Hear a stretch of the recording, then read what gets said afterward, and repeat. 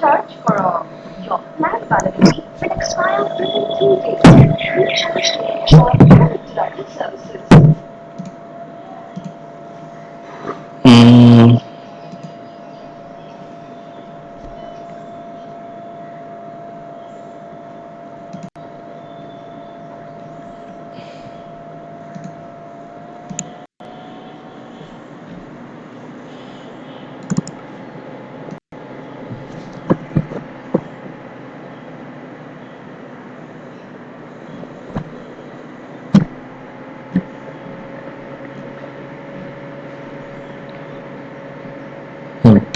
চিত্ৰটো বৰ্ণনা কৰিব। লেখা কাষৰ চিত্ৰত CY ৰেখাডালে উপভোগ ৰেখা দৰ্শাইছে। কাষৰ চিত্ৰত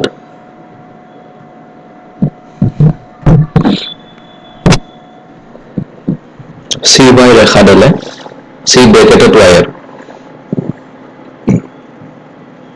উপভোগ ফলন দৰ্শাইছে।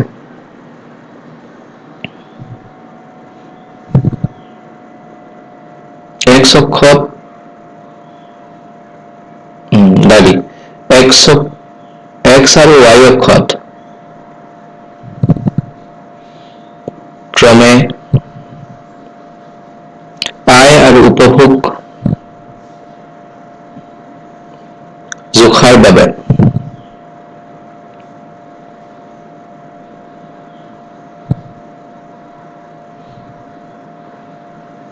CY ৰেখাডাল ঊৰ্ধ্বগামী ঢালযুক্ত।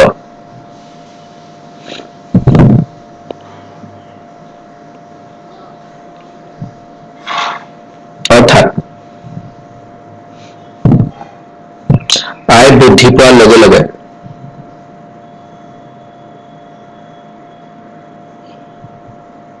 উপভোগো বৃদ্ধি পায়।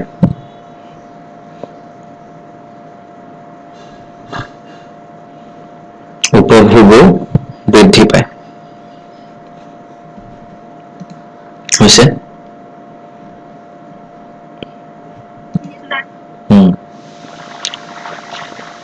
OCA এইটো O আৰু এইটো C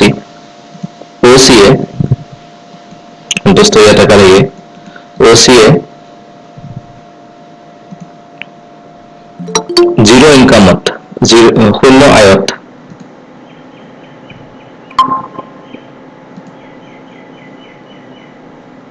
OCA শূন্য আয়ত দেশখনত মুঠ উপভোগ কিমান হয়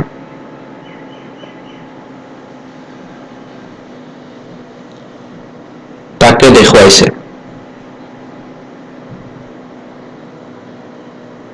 অৰ্থাৎ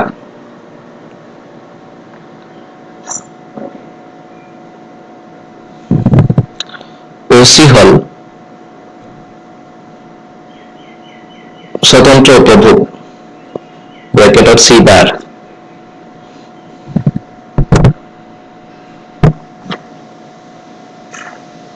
হৈছে 45 ডিগ্ৰী লাইনডাল ৰেখাডালে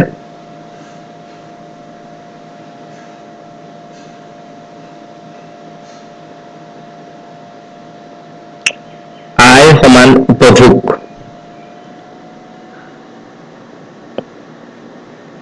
দেখুৱাইছে।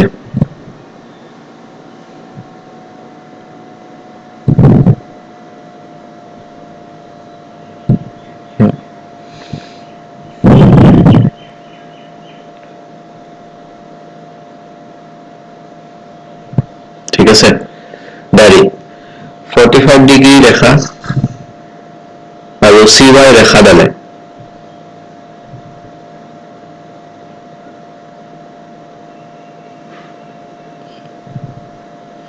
B বিন্দুত কটাকটি কৰিছে। এইটো B বিন্দু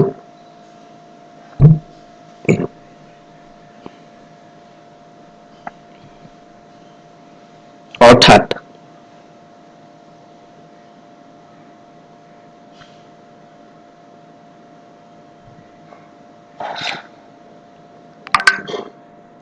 বিন্দুত আয় আৰু উপভোগ সমান হয়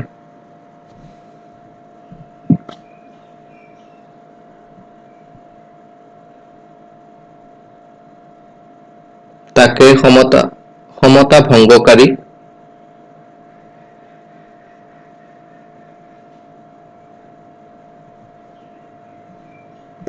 ভংগকাৰী বিন্দু বোলে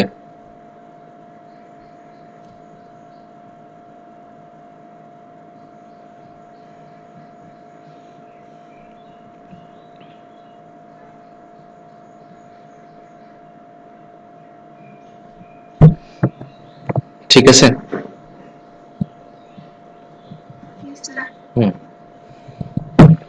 সমতা ভংগকাৰী বিন্দুৰ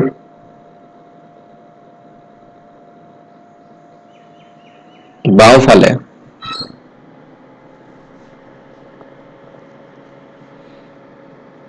সকলোবোৰ আই স্তৰত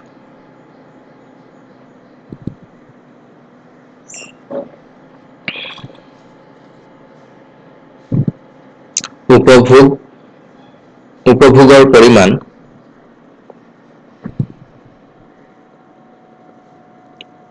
অৰ্থনীতিখনৰ আয়ৰ পৰিমাণতকৈ কম হয়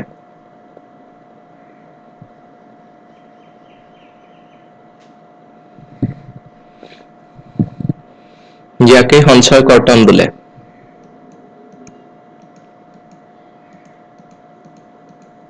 কাৰণ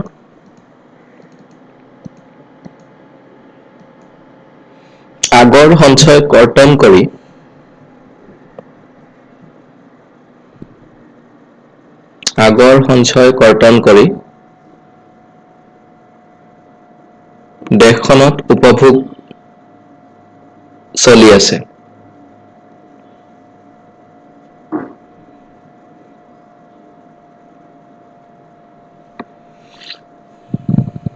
দাড়ি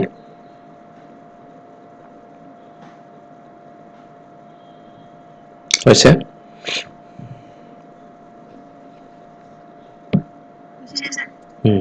পেৰাগ্ৰাফ চেঞ্জ কৰি লিখা সমতা ভংগকাৰী বিন্দুৰ সোঁফালে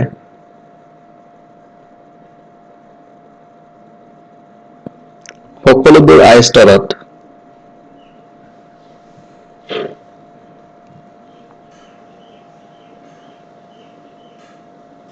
আই উপভোগ ব্যয়তকৈ বেছি হয়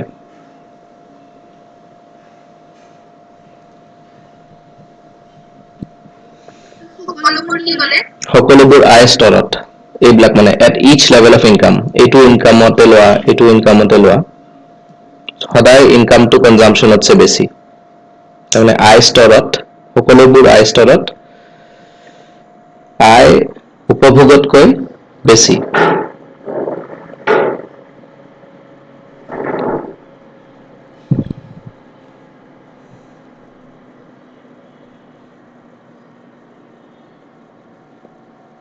যিহেতু অৰ্থাৎ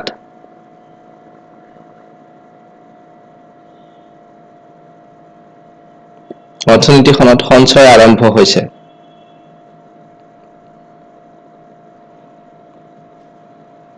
তলত লিখি দিবা যিহেতু y is equal to c plus s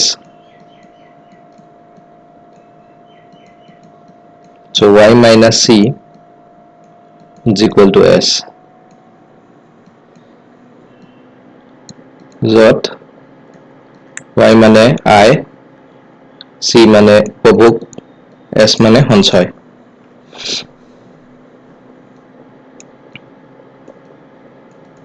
আয় উপভোগ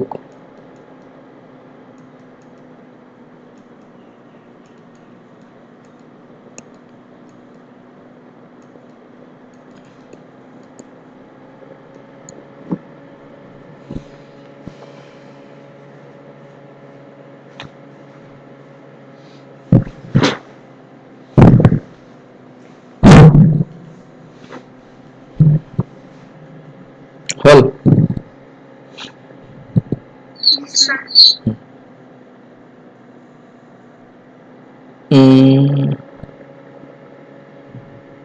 উপভোগ ফলনটো এতিয়া আচ্ছা ঠিক আছে দে হ'ব এইটো আনসাৰ শেষ নেক্সট লৈ যাওঁ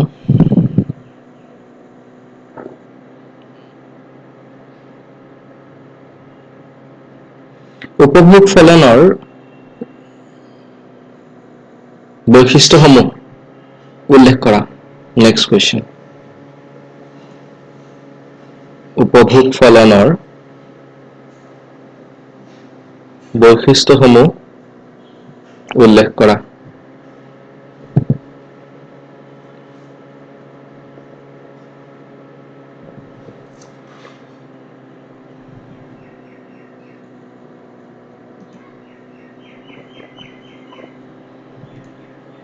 Okay.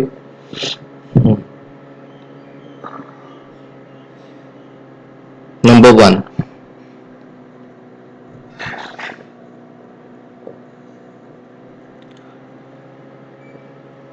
উপভোগ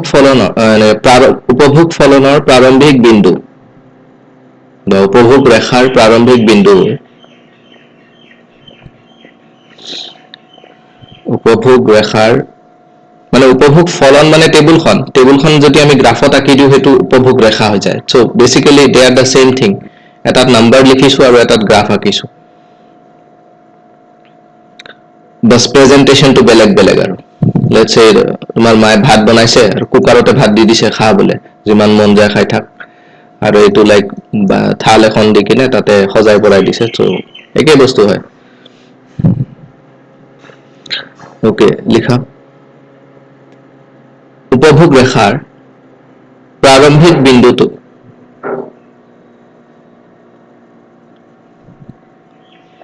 y অক্ষৰ পৰা আৰম্ভ হয় y অক্ষৰ পৰা আৰম্ভ হয় হৈছে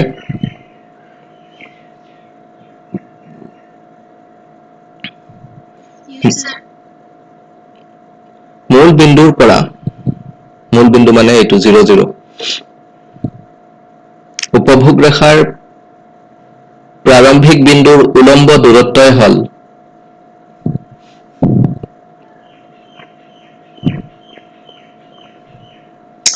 স্বতন্ত্ৰ উপভোগ c bar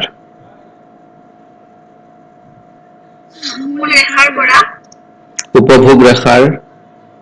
মূল ৰেখাৰ পৰা নহয় মূল বিন্দুৰ পৰা o বিন্দুটোৰ পৰা এই বিন্দুটোৰ পৰা মূল বিন্দুৰ পৰা উপভোগ ৰেখাৰ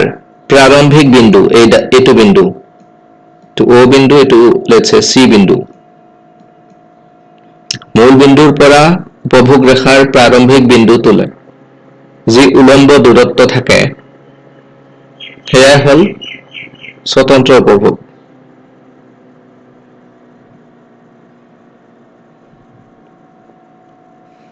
অৰ্থাৎ শূন্য আয়ত হোৱা উপভোগৰ পৰিমাণ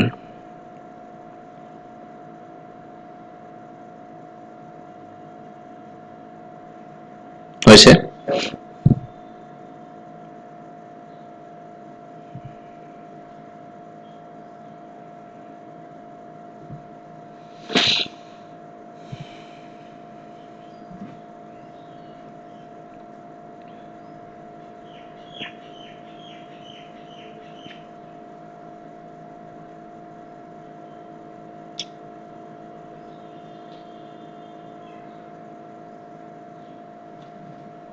ডান শূন্য আয়ত হোৱা উপভোগৰ পৰিমাণ শূন্য আয়ত কিমান উপভোগ হয় হেতু আৰু তাৰপিছত সৰুকে এনেকে গ্ৰাফ এটা আঁকি দিয়া এনেকে o নাম দিয়া c নাম দিয়া তোৰ নাম cy ৰেখা আৰু এই জায়গাটোৰ নাম হল c bar বা স্বতন্ত্ৰ উপভোগ এনেকে লিখি থৈ দিবা ঠিক আছে স্বতন্ত্ৰ উপভোগ ইফালে ইনকাম বুলি লিখি দিবা আয় আৰু ইফালে উপভোগ লিখি দিবা নম্বৰ 2 প্ৰজ্ঞান লিখি আছান নাই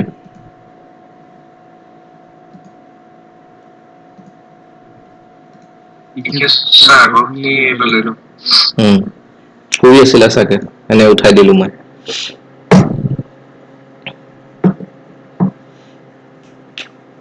চলো নম্বৰ 2 লিখিব পাৰি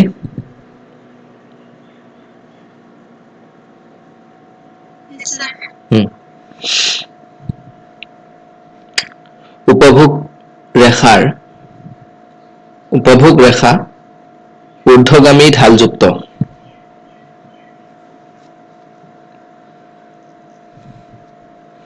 উপভোগ ৰেখা ঊৰ্ধ্বগামী ঢালযুক্ত এক্সপ্লেইন কৰিম এতিয়া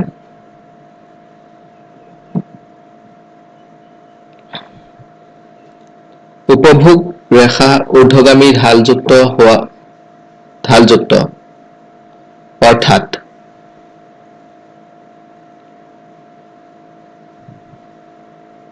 আয় বৃদ্ধি পালে উপভোগৰ পৰিমাণো বৃদ্ধি পাব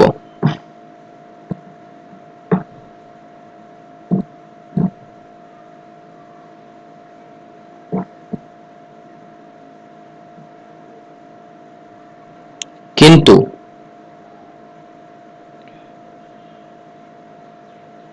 উপভোগৰ বৃদ্ধিৰ পৰিমাণ আয়ৰ বৃদ্ধিৰ পৰিমাণতকৈ সাধাৰণতে কম হয়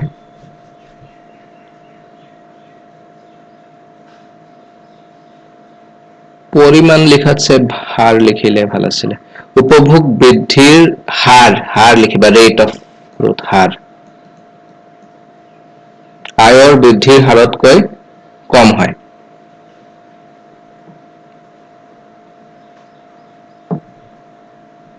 ঠিক আছে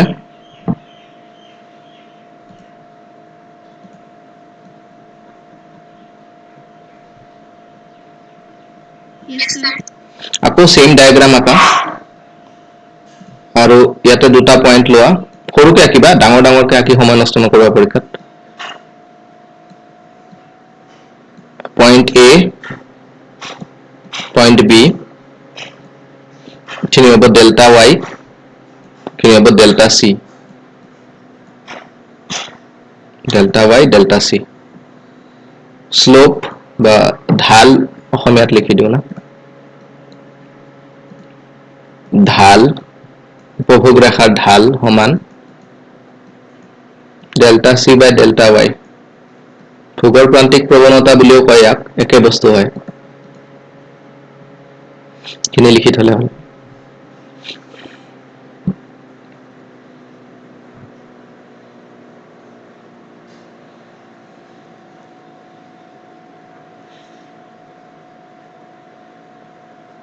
হৈছে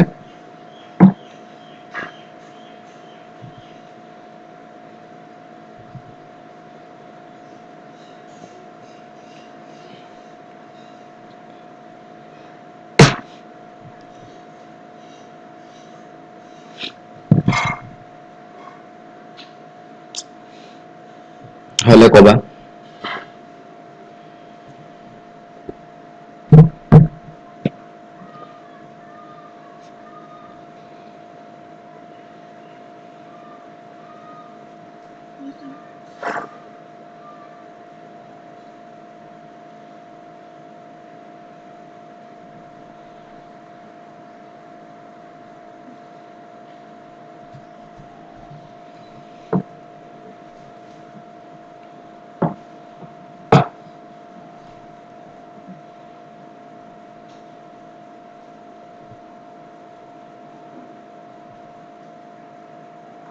হল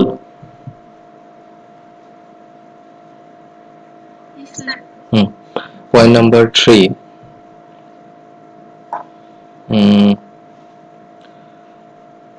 সমতা ভংগকাৰী বিন্দুৰ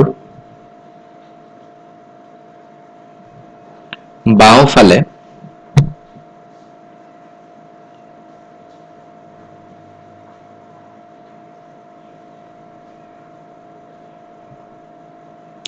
উপভোগৰ পৰিমাণ উপভোগৰ পৰিমাণ আয়তকৈ বেছি হয়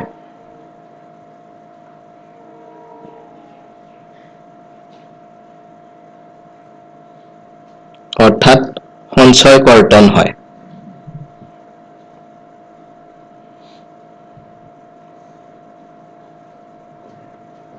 অৰ্থাৎ সঞ্চয় কৰ্তন হয় এগেইন ইয়াতে সৰুকে ডায়াগ্ৰাম এটা আঁকি দিব পাৰিলে ভাল ভাল বুলিহে কৈছো তোমালোক বেছি বোৰ্ড লাগিলে নাকিবা আৰু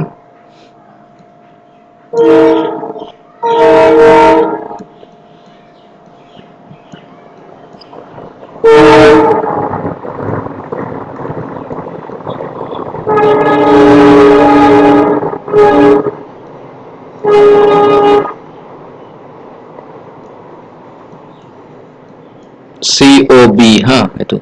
দেখা পাই আছানে নে বেছি সৰু হৈ গৈছে COB সাইডত লিখি দিবা ত্ৰিভুজ COB ত্ৰিভুজ COB সমান সঞ্চয় কৰ্তন বা শেড কৰি দিবা তাতে শেডিং কৰে ন সব এনেকে এনেকে কি হল সঞ্চয় কৰ্তন obviously ইফালে আই লিখিম আৰু ইফালে দি উপভোগ লিখিম ঠিক আছে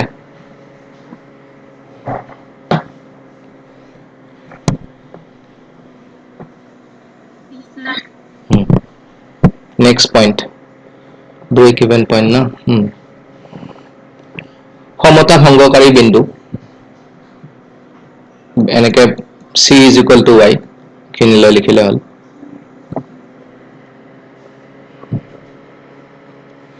ক্ষমতা তাৰপিছত এক্সপ্লেইন কৰিম ক্ষমতা ভংগকাৰী বিন্দুত উপভোগ আৰু আয়ৰ পৰিমাণ শূন্য হয়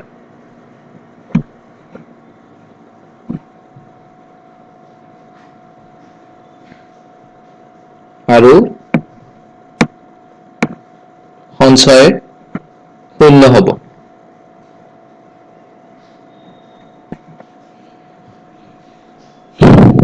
c আৰু y সমান গতিকে সেভিংস 0 হ'ব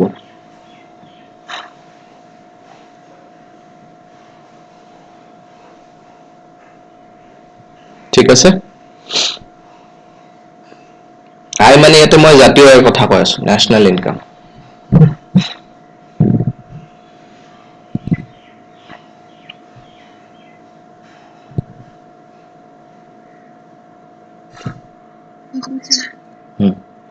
তাৰপিছত নেক্সট পইণ্ট ক্ষমতা ভংগকাৰী বিন্দুৰ সোঁফালে ক্ষমতা ভংগকাৰী বিন্দুৰ সোঁফালে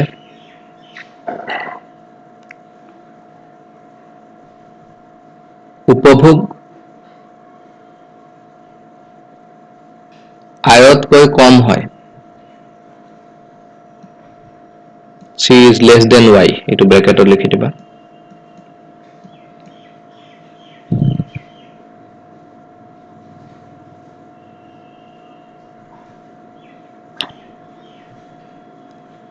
এতিয়া লিখিবা উপভোগ ক্ষমতা ভংগকাৰী বিন্দুৰ সোঁফালে আকৌ লিখিব নালাগে দে এনেকে লিখা ক্ষমতা ভংগকাৰী বিন্দুৰ সোঁফালে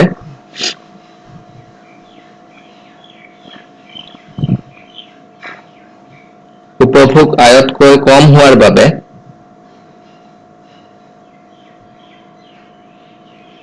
আমি ধনাত্মক সঞ্চয় দেখা পাওঁ বা সঞ্চয় দেখা পাওঁ সিধা সিধি লিখা আকৌ আঁকি দিয়া এটা 45 ডিগ্ৰী লাইন C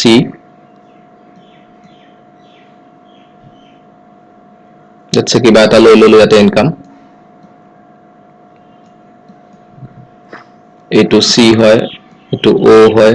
এইটো E হয় এইটো A হয় এইটো B হয় কাষৰ চিত্ৰত ত্ৰিভুজ EBA ধনাত্মক সঞ্চয় বুজাইছে বা সঞ্চয় বুজাইছে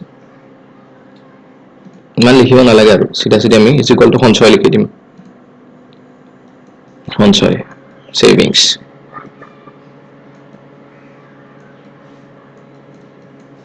ডান ফালদি আয় লিখিবা ফালদি উপভোগ লিখিবা এইকেইটা লিখিব নাপাহৰিবা নহলে মাৰ্কস কাটাৰ চান্স পাই যায়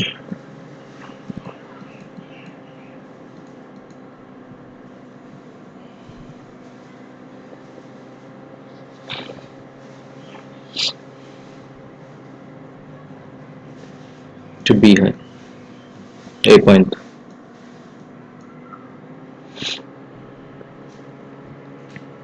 और a line to c is equal to y line है consumption is equal to income 45 degree line है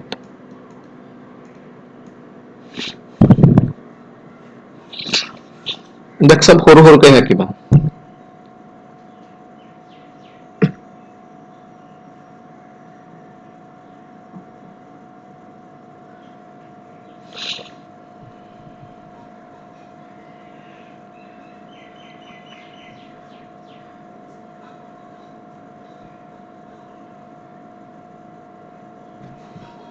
হৈছে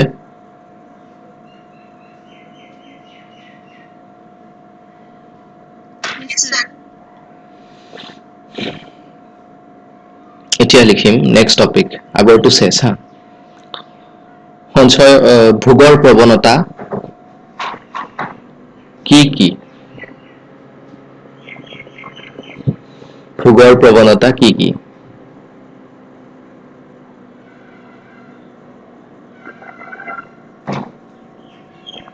आंसर लिखा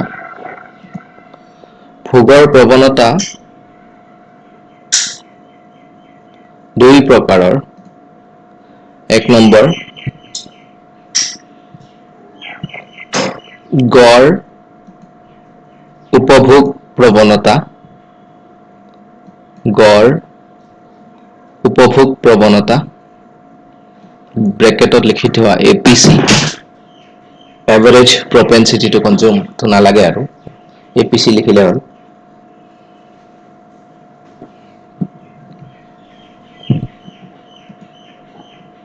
ठीक আছে नंबर 2 प्रांतिक उपभोग प्रवणता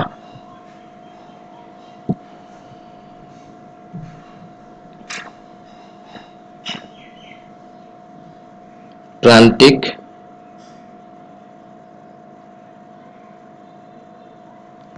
उपभोग प्रवणता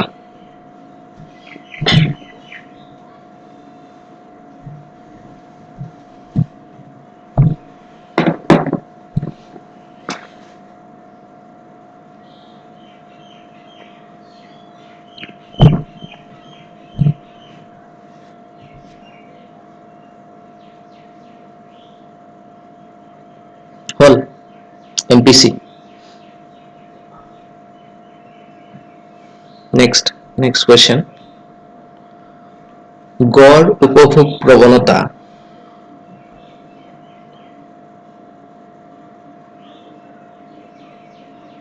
गड़ उपभोग प्रवणतार धारणाটো व्याख्या करा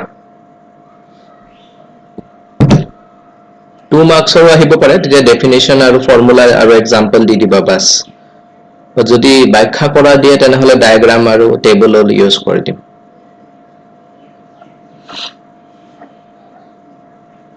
ঠিক আছে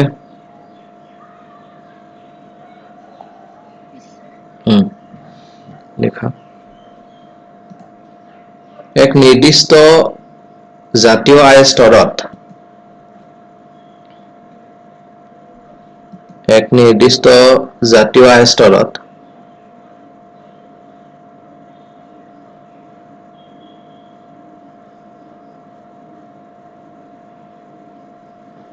উপভোগ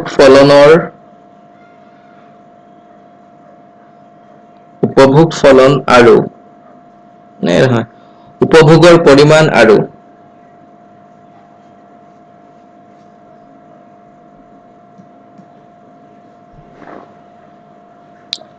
জাতীয় আয়ৰ অনুপাতেই হল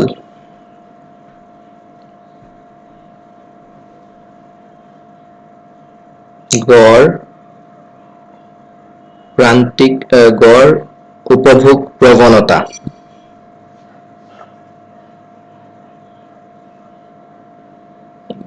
উপভোগৰ পৰিমাণ আৰু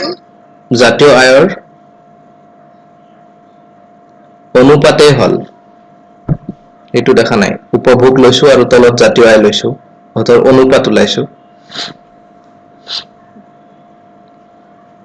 অনুপাতেই হল গড় উপভোগ প্ৰৱণতা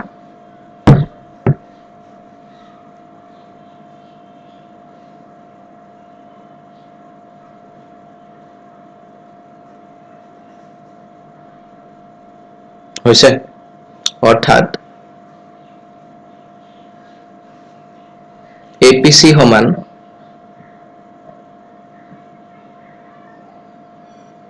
C by Y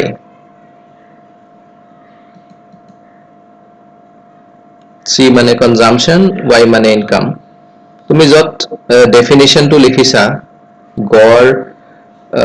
এক নিৰ্দিষ্ট আয় জাতীয় আয় স্তৰত উপভোগৰ পৰিমাণ ব্ৰেকেটত C লিখি দিয়া তাতে সহজ হ'ব উপভোগৰ পৰিমাণ ব্ৰেকেটত C আৰু জাতীয় আয় ব্ৰেকেটত Y Y ৰ অনুপাতেই হল বাকিখিনি সেম আৰু এজ ইট ইজ গড় প্ৰান্তিক উপভোগ গড় উপভোগ প্ৰৱণতা ঠিক আছে তাৰপিছত যেনে এখন দেশত এখন অৰ্থনীতিত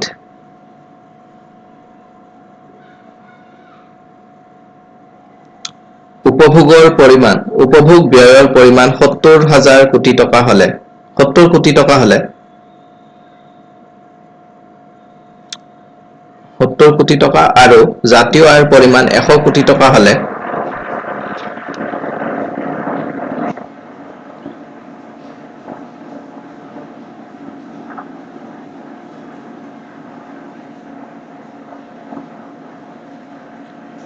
APCৰ মান হ'ব এইখিনি লিখি দিয়া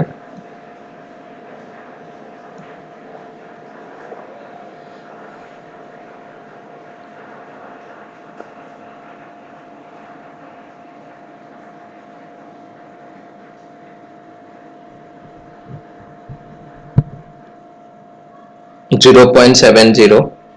অৰ্থাৎ 70% আৰু তেনেকৈ লিখে দাৰি ইয়াৰ অৰ্থ এইটোৱে যে এই 70% কি বুজাইছে তাৰমানে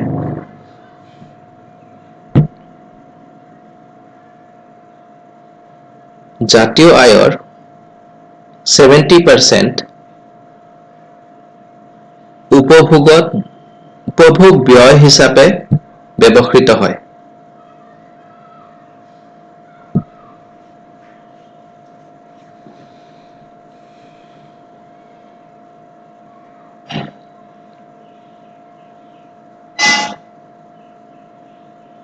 জাতীয় আয়ৰ 70% উপভোগ ব্যয় হিচাপে ব্যৱহৃত হয়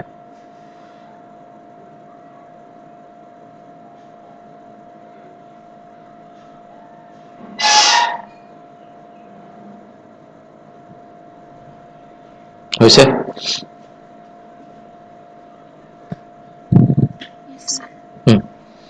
এতিয়া চোৱা এখিনি 2 মাৰ্কছলৈকে হা যদি APC কি হয় সংজ্ঞা আগবঢ়োৱা সংজ্ঞাটো দিবা ফৰ্মুলাটো দিবা এক্সাম্পল এটা দিবা 2 marks more than enough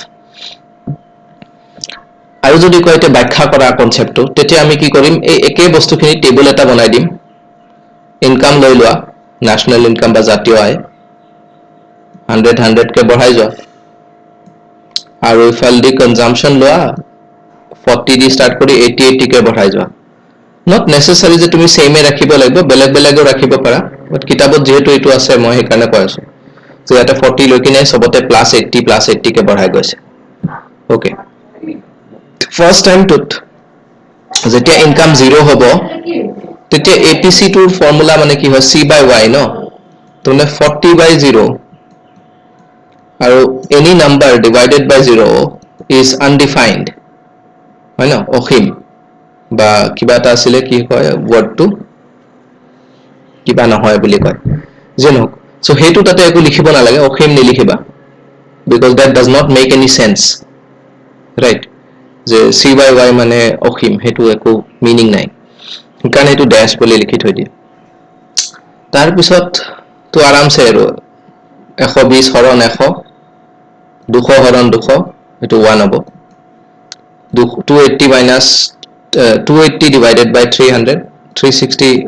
by 400 এনেকে কৰিবা okay accordingly তুমি APC পাবা আৰু APC ত এটা বস্তু পাবা যে সোৱা APC টো কমি গৈ আছে as income is rising APC is falling okay এটো APC ৰ এটা ফিচাৰ হয় এটা বৈশিষ্ট্য হয় পিছত আমি পঢ়িব পাম বাট মই এতিয়া কৈ থলো এতিয়া টেবুলখন বনাই লোৱাচোন চাও নোচোৱাকে বনাব পাৰা নে নাই if you don't like এইবিলাক যদি তোমাৰ মনত নাথাকে বা কৰিব ইচ্ছা নাথাকে you just leave it like that I think পাৰিবাই অকল এইটোতে অলপ টাইম লাগিব পাৰে বাকিখিনিটো সহজে হয় কৰাচোন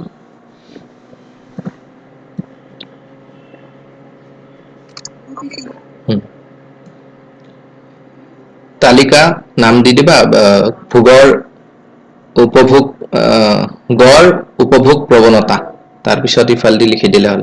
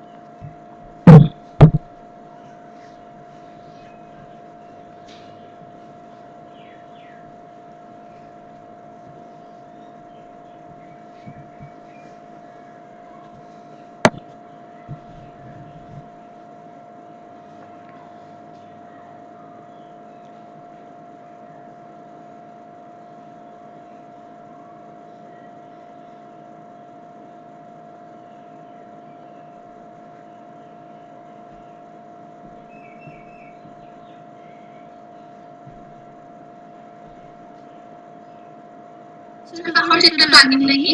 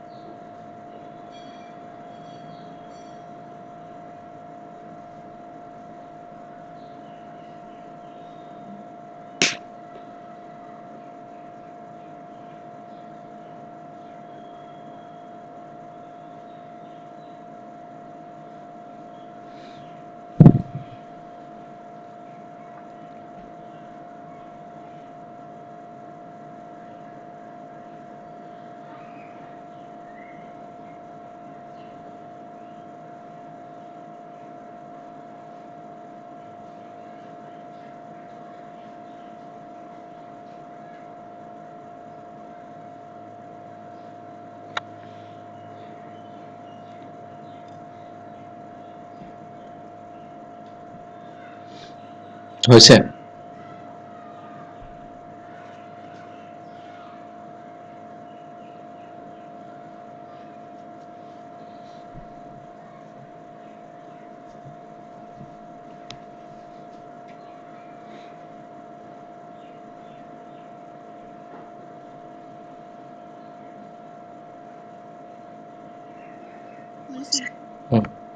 এইটো একদম সহজ কনসেপ্টটো জাস্ট এডাল সি কার্ভ আঁকিলা কনজাম্পশন কার্ভ বা উপভোগ রেখা আঁকিলা তাতে যিকোনো এটা পয়েন্ট লোৱা লেটস সে পয়েন্ট এ ললো আৰু সেই পয়েন্টটোত কনজাম্পশন কিমান হয় হেতু চোৱা উপভোগ কিমান হয় উপভোগ বা কনজাম্পশন আমি y অক্ষত ইফালে দি জুখি আছো ন তো হাইট টু চাব লাগে সো কনজাম্পশন হল y1a বা ay1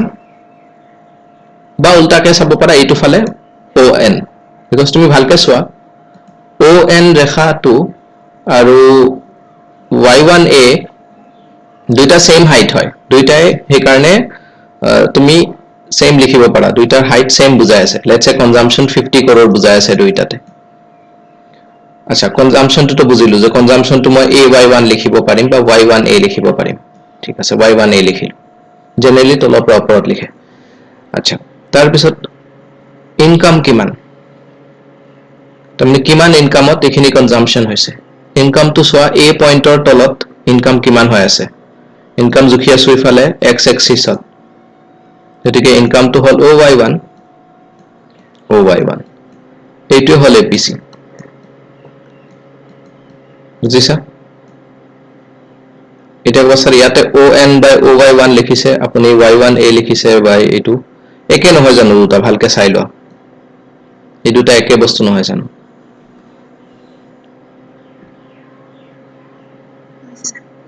সো যিকোনো এটা লিখিলে হ'ল প্ৰবলেম নাই তাত সো বেসিক্যালি apc কি হয় c ৰেখাডালত প্ৰত্যেকটো বিন্দুৰ c আৰু y ৰ ডিফাৰেন্স ওকে এটো আমি পিছত এক্সপ্লেইন কৰিম এতিয়া তোমাৰ যোৱাকালিৰ হেৰিটো চাও বহিখন কোড গল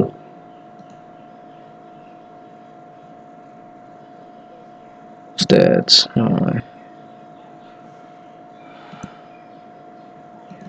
answer scripts আছিল না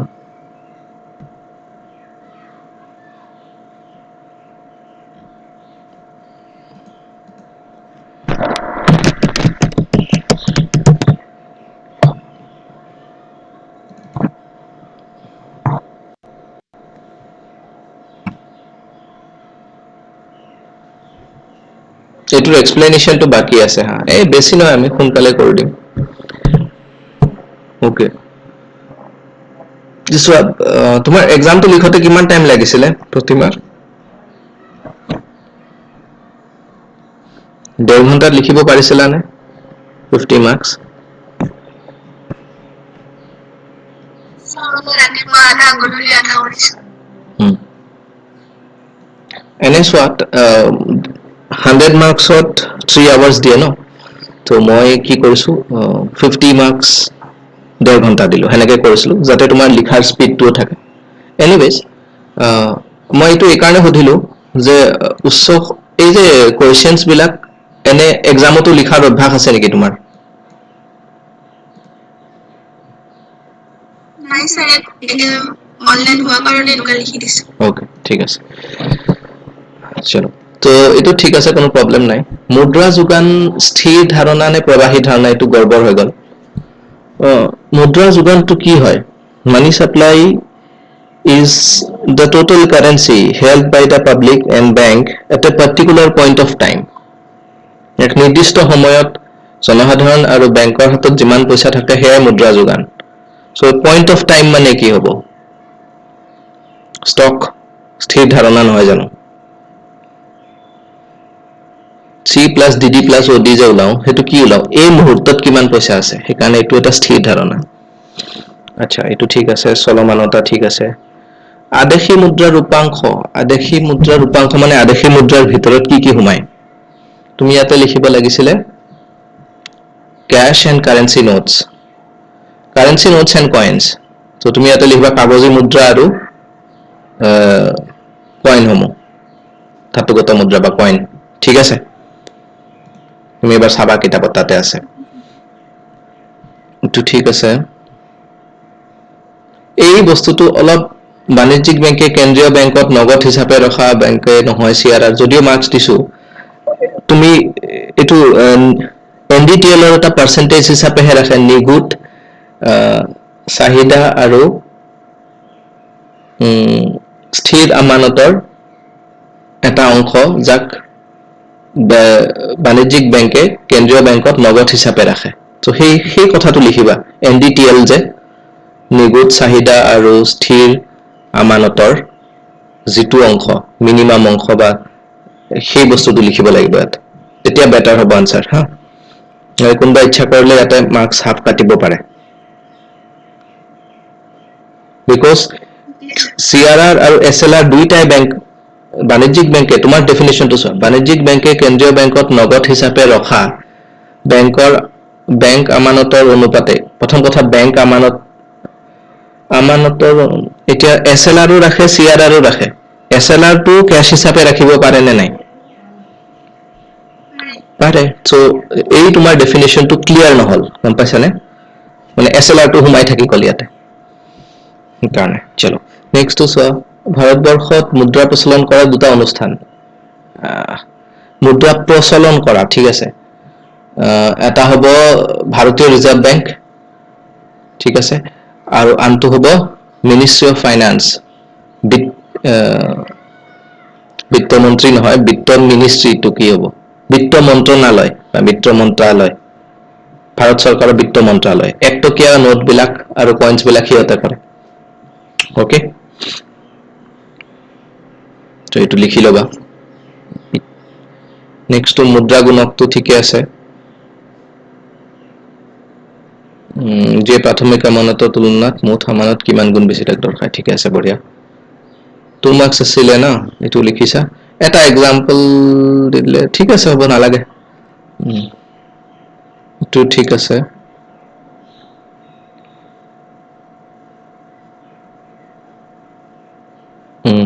প্ৰচলিত সুদৰ হাৰৰ লগত নিৰ্ধাৰিত হয় বুলি লিখিছা ঠিক আছে বাট বেছি স্পেসিফিক হ'বলে হলে এনেকে লিখিব পাৰা প্ৰচলিত সুদৰ হাৰত ইনভাৰ্সলি ৰিলেটেড ঠিক আছে উল্টা তা মানে পৰোক্ষভাৱে নিৰ্ধাৰিত হয় পৰোক্ষ সম্পৰ্ক আছে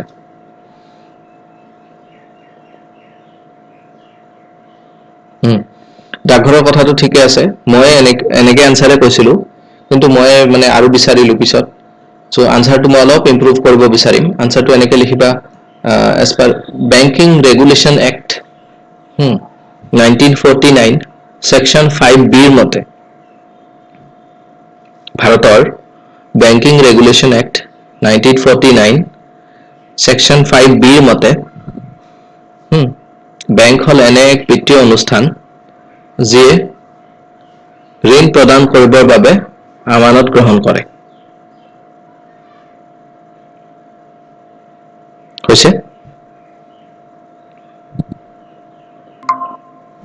কি হল ব্যাংকিং ৰেগুলেশন অ্যাক্ট 1949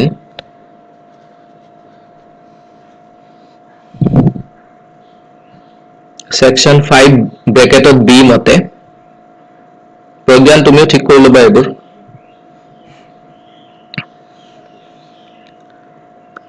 সেকশন 1949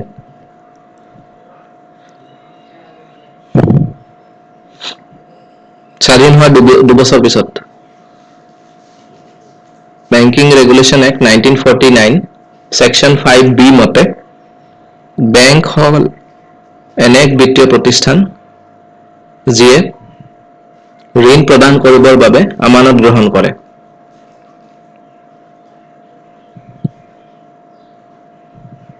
দাৰি ডাকঘৰে আমানত গ্ৰহণ কৰে যদিও ঋণ প্ৰদান নকৰে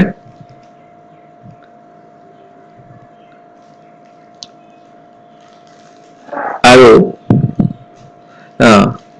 ব্ৰেকেটত লিখা কাৰণ চেকৰ সুবিধা নথকাৰ বাবে ই মুদ্ৰাৰ সৃষ্টি কৰিব নোৱাৰে সেইবাবে ডাকঘৰক বেংক বুলি ধৰা নহয় সো অলপ বেটাৰ কৰি দিলো চেঞ্জ কৰি দিলো আনসাৰটো বাকি এটো লিখিলেও ভুল নহয় বাট your answer will stand out from rest of the world.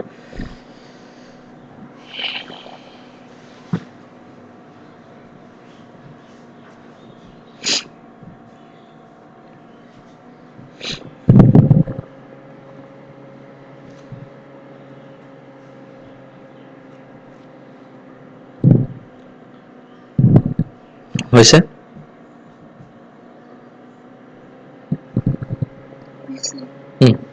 So 5 নম্বৰটো চোৱা যেতিয়া দেখিছে 4 মাৰ্কস আছিলে চাৰিটা কিবা কিবি পৰিমাণগত পদ্ধতি বা কোয়ান্টিটেটিভ মেথডস লিখিব দিছিলে তুমি যদি এনেকে বনাই দিয়া এইটো কি বুলি কয় ফ্লো চাৰ্ট বা এনেকেই বনাই দিয়া ফ্লো চাৰ্ট টাইপ তেতিয়া তোমাৰ আনসাৰটো প্ৰেজেন্টেবল হয় মাৰ্কস তাতে চাই কিনে দি দিব ঠিক আছে সো হেতু মই এক্সপেক্ট কৰিম নেক্সট বাৰৰ পৰা যে তুমি যিমান পাৰা ফ্লো চাৰ্ট আৰু ডায়াগ্ৰামছ বিলাক বনোৱা ইয়াতে বাকি হৈছে ভুল হোৱা নাই এইটোৰ কাৰণে হাফ কাটিছো এসএলআৰ বৃদ্ধি নহয় এসএলআৰ নিজে বৃদ্ধিও হ'ব পাৰে হ্ৰাসও হ'ব পাৰে তোমাক কৈছে চাৰিটা পৰিমাণগত পদ্ধতি উল্লেখ কৰা এসএলআৰ বৃদ্ধিটোতো নহয় পদ্ধতি এসএলআৰ টো এটা পদ্ধতি বা তুমি এসএলআৰৰ হ্ৰাস বৃদ্ধি বুলি যদি লিখিলা হয় তেতিয়াও কাৰেক্ট হল হয়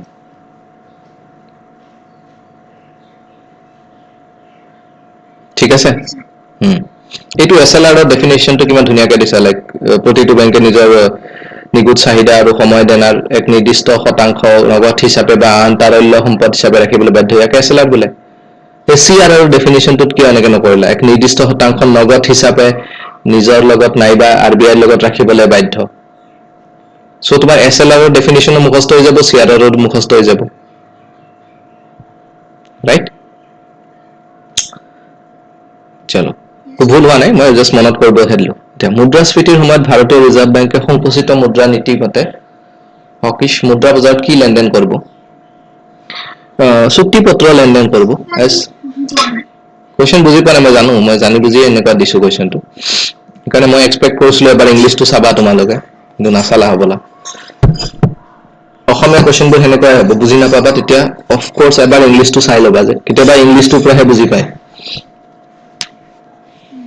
আচ্ছা চোৱা মুদ্ৰা বজাৰত কি লেনদেন কৰিব চুক্তিপত্ৰ লেনদেন কৰিব চুক্তি তো কথাটো মই সুধিছো কি যে চুক্তিপত্ৰ কি কৰিব কিনিবলে বেচিব আৰবিআই তুমি কোৱাচোন কি কৰিব মুদ্ৰাস্ফীতি হৈ আছে মানি সাপ্লাই কমাব লাগে চুক্তিপত্ৰ বেচিব নে কিনিব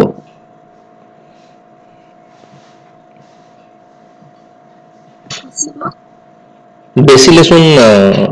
ওকে ঠিক আছে বেচিব বিক্ৰী কৰিলে আৰবিআই তাত পইচা আহিব ৰাইট বেংকৰ পৰা পইচা কমি যাব সেইটো কথা ইয়াত লিখিব লাগে আৰু মই এটা হকিশ ডাভিশ এইবোৰ কথা কৈছো হকিশ মনিটাৰী পলিসি মানে কি হয় সংকুচিত মুদ্ৰা নীতি হক বা শগুন বিলাক কি হয় বহুত ওপৰলৈকে উৰে ঠিক আছে শগুন হয় নে ইগল কিবা এটা হয় আৰু মুঠতে মই এইবোৰ চৰাই তৰাই চিনি নাপাওঁ ওপৰলৈ যায় বহুত ওপৰত যায় ওপৰৰ পৰা গৈ তলত নামি আহি জীৱ জন্তুবোৰ খায় আৰু যি খাব লগা আছে খায় সো ওপৰৰ পৰা তললৈ নামি আহে ন সেইকাৰণে মানি সাপ্লাইটো এনেকৈ মনত ৰাখিবা যে মানি সাপ্লাইটো কমাই দিয়ে সেইকাৰণে এইটো হকিশ ডাভিশ বিলাক কি হয় তলৰ পৰা ওপৰলৈ উৰে বেছি হাইটত নাযায় ইয়াত কিন্তু তলৰ পৰা ওপৰলৈ উৰে সেইকাৰণে ডাভিশ মানে এক্সপানশনাৰী বা বিস্তাৰিত মুদ্ৰা নীতি মানি সাপ্লাই বঢ়ায় তেতিয়া ইনক্ৰিজ কৰে এইখিনি ক্ষেত্ৰতে মই শেয়াৰ মাৰ্কেটৰ দুটা আৰু টাৰ্ম কৈ আছো এটা হল বুল মানে হাড় গৰু বুল হাড় গৰু বিলাকৰ কাজিয়া দেখিছে নে কেতিয়াবা শিং বিলাক তলৰ পৰা ওপৰলৈ জোকাৰি দিয়ে হয়নে লেটস সে এইটো প্ৰজ্ঞান হয় কি হাড় গৰুৰ লগত কাজিয়া লাগিব গৈছে বুলৰ বিয়াৰ সেইটো কৈ আছো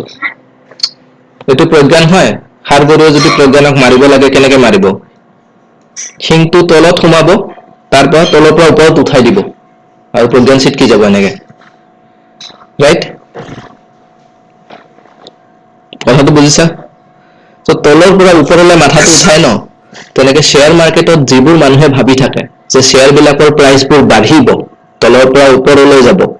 সেইবিলাকক বুলছ বুলি কয় এইবিলাক অপটিমিষ্টিক মানুহ এইবিলাক আশাবাদী মানুহ যে সিহঁতে সদায় আশা কৰি থাকে যে প্ৰাইচ বাঢ়িব বেয়াৰ কোনবোৰ বেয়াৰ মানে ভালুক বেয়াৰ মানে ভালুক টেকেন খেলিছান নাই কোনবাই গেম টেকেন 3 4 5 কিবা কিবি নাই খেলা ভালুকৰ চিকাৰ দেখিছা নেকি ভালুকে কি কৰে চিকাৰটো থৈ কিনে ফালি দিয়ে তলত মাটিত থৈ কিনে ফালি দিয়ে তাৰপিছত থৈ কিনে ফালি লৈ কিনে খাই থাকে আৰু যি খাব লগা আছে এই বিয়াৰ্স বিলাকেও এনেকে এক্সপেক্ট কৰে যে প্ৰাইচেছ উইল ফল পৰি যাব প্ৰাইচেছ বিলাক এইবিলাক নিৰাশাবাদী পেছিমিষ্ট ওকে সো বুলছ মানে অপটিমিষ্ট যোনে ভাবে প্ৰাইচ বাঢ়িব বিয়াৰ্স মানে পেছিমিষ্ট যোনে ভাবে প্ৰাইচ কমিব হকিশ মনিটাৰী পলিচি মানে সংকুচিত মুদ্ৰানীতি আৰু ডাবিশ ডাব মানে সেই কপৌ চৰাই পাৰৰ নিচিনা চৰাইটো যে সেইটো মানে এক্সপানশ্যনাৰী মনিটাৰী পলিচি চল এইখিনি শিকিলো আমি অলপ এইখিনি ঠিক আছে ক'ব লগা নাই এইখিনিও বঢ়িয়া হৈছে এইটো যদি মানুহে বেংকৰ পৰা 1 লাখ কোটি টকা উঠাই লয় তেন্তে দেশখনৰ মুদ্ৰা যোগান কি হ'ব এইটো কোৱেশ্চন সুধিছিল ইউপিএসসি 2020 প্ৰিলিমছত ওকে একো নাই অলপ টানে দিছিলো মই তোমালোকক বাট ষ্টিল কথাটো ভাবিছা মানি সাপ্লাই ডেফিনিশন কি হয় M1 টোৰ কথাই ধৰা M1 মানে কি আছিলে C plus DD plus OD C মানে কারেন্সি উইথ দ্য পাব্লিক মানুহৰ হাতত থকা নগদ মুদ্ৰা D মানে ডিমান্ড ডিপজিট বেংকত থকা এই কি মুদ্ৰা এইবোৰ চাহিদা আমানত OD মানে অন্যান্য আমানত ৰিজাৰ্ভ বেংকত থকা এতিয়া বেংকত থকা 1 লাখ কোটি টকা যদি মানুহে উঠাই লয় হেতু কি হৈ যাব কি হলে কনভার্ট হ'ব C লৈ কনভার্ট হৈ না যাব Yes, sir. So DD 1 lakh কোটি টকা কমি গল কিন্তু C to 1 লাখ কোটি টকা বাঢ়ি গল so overall M to same না থাকিব থাকিব sir. তমনে মানি সাপ্লাই সেম থাকিব yes so মুদ্ৰা যোগান নৰ কোনো পৰিবৰ্তন নঘটে একো পৰিবৰ্তন নহয় নেকি পৰিবৰ্তন নহয় আকৌ এবাৰ কিবা মোদী সরকার পরিবর্তন না লাগে আমাক now this is the answer okay now ভাৰতবৰ্ষত প্ৰথমবাৰৰ বাবে বেংকসমূহৰ ৰাষ্ট্ৰীয়কৰণ 1969 ঠিকে আছে 1969 19 জুলাই হা মই 19 জুলাইটো পাহৰি যাওঁ বাট এতিয়া আনসাৰ চাইছে মোৰ মুখস্থ হৈ গৈছে আচ্ছা প্ৰান্তিক প্ৰয়োজনীয়তা এটো ঠিক আছে ঋণ অনুমোদন হোৱাৰ পৰিমাণ আৰু সেই ঋণৰ ওপৰত বেংকে বিচৰা চুক্তিপত্ৰৰ মূল্য পাৰ্থক্য ঠিক আছে বাণিজ্যিক মৌদ্ৰিক এটো ঠিক আছে এটা কিবা এটা গৰ্বত দেখিছিলো কাৰ দেখিছিলো নহয় তোমাৰ নহয় বেলেগ এজনেৰ আছে পৰিমাণগত পদ্ধতি তোমাৰে হয় এটো কি পৰিমাণগত পদ্ধতিয়ে কেৱল ঋণদাতাৰ ওপৰত প্ৰভাৱ পেলায় গুণগত পদ্ধতিয়ে ঋণদাতা আৰু ঋণ লতা দুটাৰ ওপৰত প্ৰভাৱ পেলায় मतलब कुछ भी कोट करा पॉइंट আহিলে তো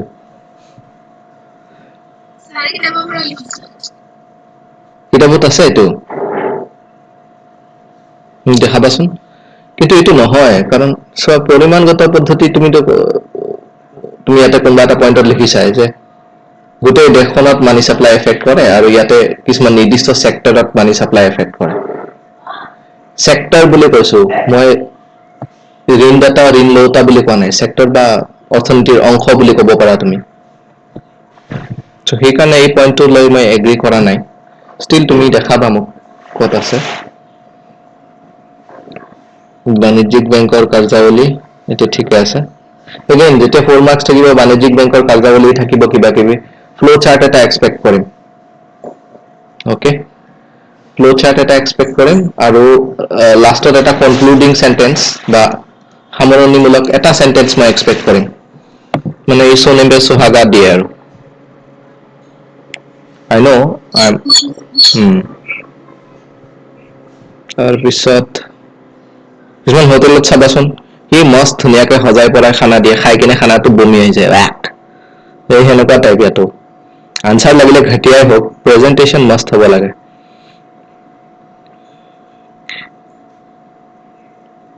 কাৰণ হেণ্ড ৰাইটিং ঠিক কৰাৰ সময় আৰু নাই এতিয়া আমাৰ মই নিজেও নোৱাৰিলো Now you see, thank God computers বোৰ আহি গ'ল so handwriting ৰ ঝামেলাৰ পৰা বাচি গৈছো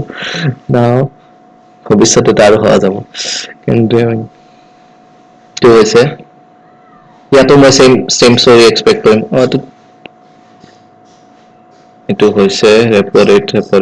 কিহৰ কাৰণে হাত কাটিলে কিবা এটা গড়বড় আছিল চাই ল'বা এইটো কাল্পনিক উদাহৰণৰ সৈতে এইটো ভাল হৈছে বঢ়িয়া এক্সাম্পল দিছা বাট ইয়াতে এটা বস্তু কৰবাত গড়বড় আছে